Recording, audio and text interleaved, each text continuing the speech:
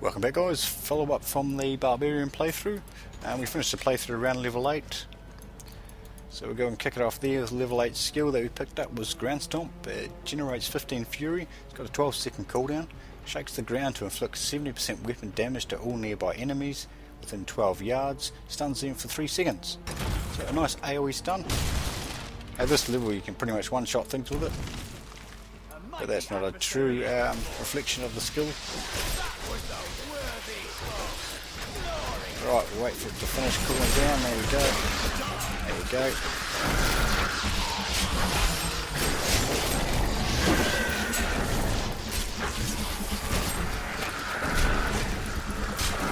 Nice wee event there to kick us off. Right, now at level 9 you get Rend. Rend costs 20 fury. A sweeping strike causes all nearby enemies to bleed for 210% weapon damage as physical over 3. So a nice wee bleed effect there. Again, at this level things don't seem to die too fast for it to be really effective. And it's got a hefty price on it, 20 fury.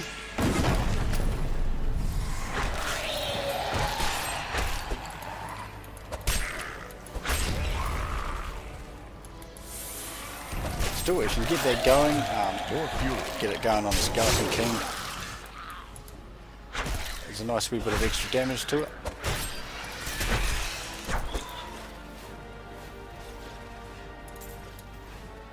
Now, next skill you pick up at level 11 is Frenzy.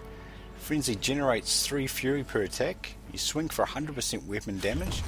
Frenzy attack speed increases by 15% with each swing. This effect can stack up to 5 times for a total bonus of 75% increased attack speed.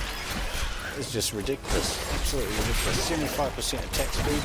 Okay, so what's the drawback to it? Well, the drawback to it is the stacks only last for 4 seconds. Well, it might be 5. It's always 4 when I get my mouse over there, so it might be 5 initially. You cannot build these stacks by hitting barrels, hitting walls, hitting anything else. There's got to be a monster that you're hitting. Now if there's a rune later on, which I'm not sure if there is, that keeps the stacks on there for longer. Give me 2 seconds, I'll just have a quick look. Right, the first one is a heal.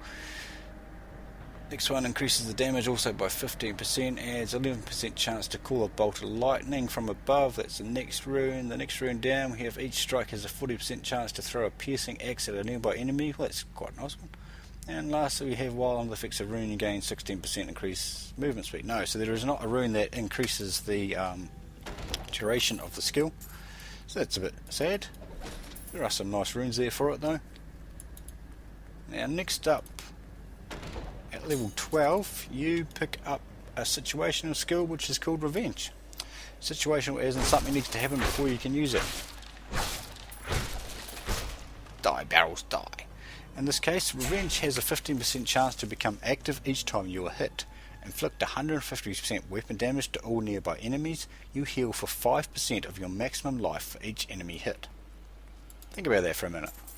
If you're surrounded, getting wailed on, this is going to become activated. 15% chance, you know, undoubtedly this is going to come up at least once. So you got 10 enemies around you. 10 times 5, 50%. Last time I went to school, 50% of your health for one strike. Then by accident, I didn't actually mean to pop it. So basically it creates a field on the ground. You've seen it just then. I'll pop it again in 30 seconds when it's up. Creates a field on the ground that melee characters cannot run into. You can still be hit by range, but melee you can't. If you pop it when you're near melee guys, they will be feared out of it, and they can't obviously go back into it. So it costs 25 spirit, it has a 30-second cooldown. Create a circle of protection on the ground for 8 seconds. It cannot be passed by enemies. Pretty good to get you out of a sticky situation. Right, let's run in here and pop it, I'll show you what I mean. Right, those guys are all feared, they cannot come back in and hit me. I can still hit them. Obviously if I go into melee range they will be able to hit me. But you can pop that in a room full of melee guys. In a 4-player or 2-player, have somebody range, stand in there, can't be hit. Everybody's safe and cozy. That's why it has a long cooldown, 30 seconds. Again, if you had bloody 4 monks, you could keep it going indefinitely. I don't know why you'd want to, but you could.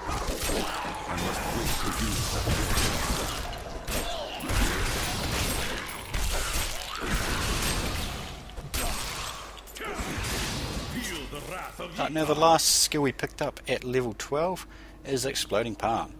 Generates 6 spirit per attack. The first 2 strikes in the attack deal 100% weapon damage. The third strike causes the target to bleed for 72% of weapon damage as physical per second for 3 seconds. If the target dies while bleeding, it explodes and deals 30% of the target's maximum life as physical damage to all other enemies around it. Very nice skill, I have to say, very nice indeed. It's hard to get the full benefit from it at this level because everything just dies so damn quick. As you can see there, nice explosion of red mist. I'm going to say it's blood. I think that's the idea behind the effect.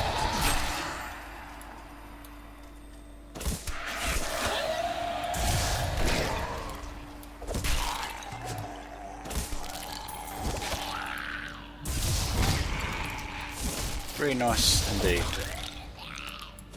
Even with my whinging before about not being fast enough to play the monk, I am really enjoying the monk. It's kind of making me rethink. It's definitely got it down to 3 classes, monk being one of them. I do not understand how evil walks in the day. Should it not fear the light? Evil knows not day or night. But the light is both a literal and figurative foe of evil.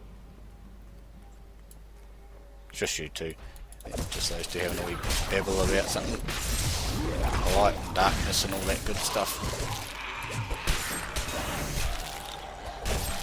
Nice bit of moon physics on there as well. So there you have it, guys. That is the rest of the monk skills. Hope you enjoyed the video, and we will catch you next time.